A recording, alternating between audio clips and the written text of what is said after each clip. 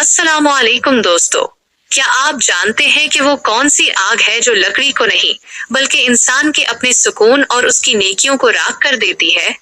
वो आग है हसद। हम अक्सर दूसरों की तरक्की, उनकी गाड़ी, उनका बड़ा घर या उनकी खुशहाल जिंदगी देखकर अंदर ही अंदर कहने लगते हैं। हम ये भूल जाते हैं कि अल्लाह ने हर इंसान के लिए अलग वक्त और अलग रिस्क लिखा है। हसद करने वाला इंसान कभी पुरसकून नहीं रह सकता, क्योंकि उसकी नजर अपनी नेमतों पर नहीं बल्कि दूसरों की खुशियों पर होती है। वो अपनी जिंदगी जीना छोड़ देता है और दूसरों की जिंदगी का पहरा देने लगता है। याद रखें, किसी का चिराग बुझाने से आपका अपना चिराग ज्यादा रोशन नहीं हो जाएगा। अल्लाह ने जिसे जो दिया है वो उसका फजल है।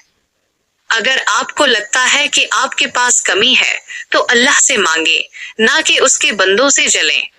हसद सांप के इस जहर की तरह है जो सांप दूसरे को डसने के लिए रखता है, लेकिन वो जहर उसे खुद भी अंदर से जलाता रहता है।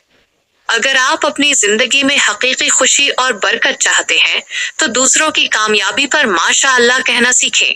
जब आप दूसरों के लिए खैर मांगेंगे तो कुदरत आपके लिए खुद ब खुद खैर के दरवाजे खोल देगी। अपने दिल को हसद की आग से पाक करें और शुक्रगुजारी की जिंदगी अपनाएं, क्योंकि सुकून सिर्फ अल्लाह की रजा में छुपा है।